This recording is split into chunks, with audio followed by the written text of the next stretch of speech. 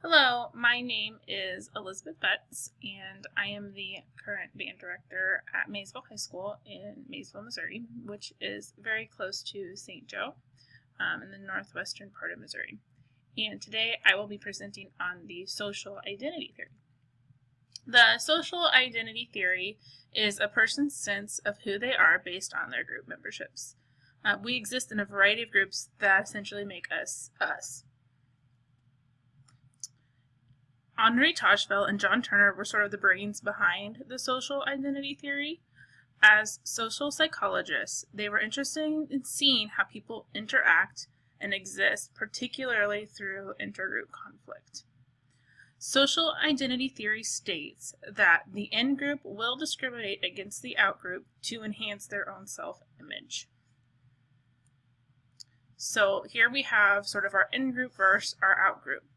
The in-group is the group of individuals that are the group that the individual wants to be a part of. It's the us.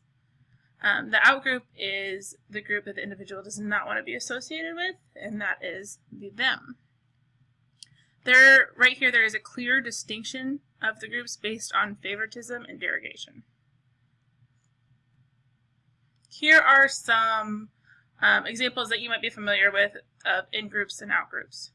So males and females, middle and working class, Republicans and Democrats, and because I am a Mizzou grad, the Mizzou Tigers and Kansas Jayhawks.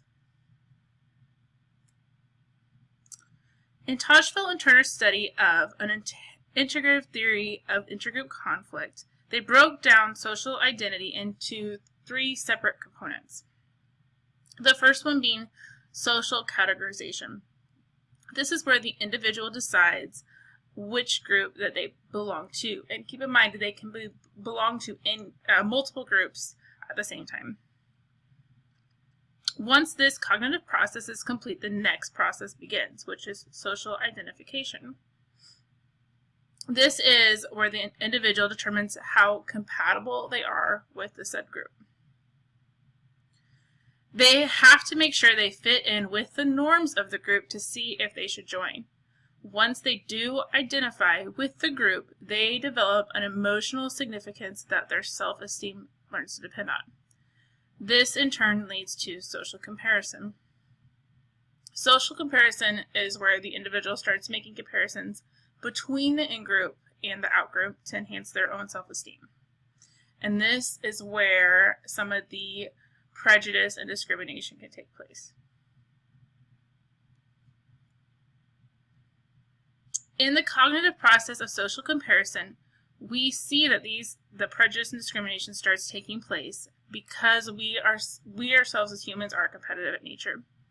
It should be noted that Tajfel did understand these consequences, but he did view the group still as a positive, and that the social comparison aspect of social identity theory would lead to the improvement of individuals for the overall improvement of the good group. So the good essentially is going to outweigh the bad.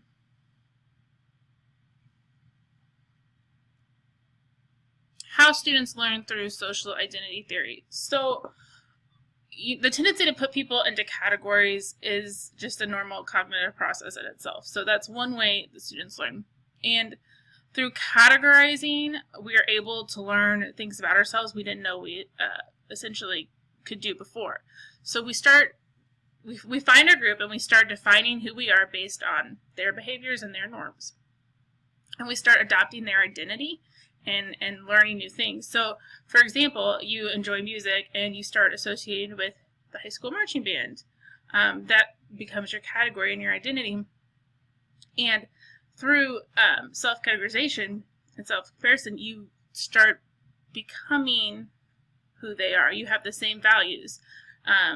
You learn marching technique, pride, work ethic. You learn all the behaviors from your group.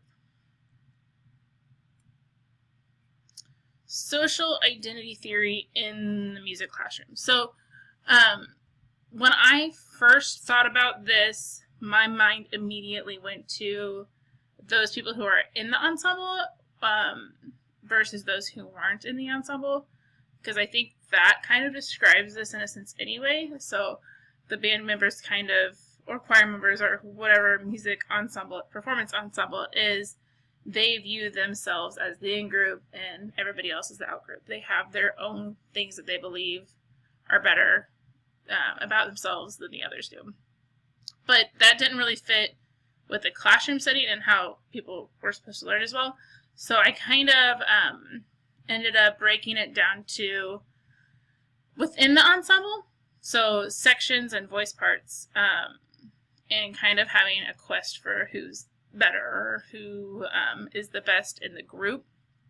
And I feel like with social identity theory, kind of based on those sections, it could, with those sections, they could compete with each other and try to rise above and see who's the best. And it would kind of hopefully make the best versions of themselves through that competitive process.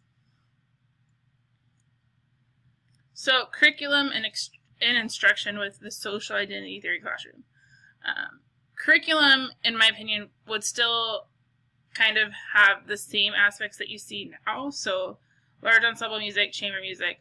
However, I think there would be more of an emphasis on instrument-specific method books, having them learn the idiosyncrasies of their own instrument and getting really good at that, because how they're going to be instructed is going to be in a section setting. So there's going to be more sectionals and more emphasis placed on sectionals than the large group setting, at least from what we're familiar with. So it could be 50% that they're working with the clarinets other than the full ensemble.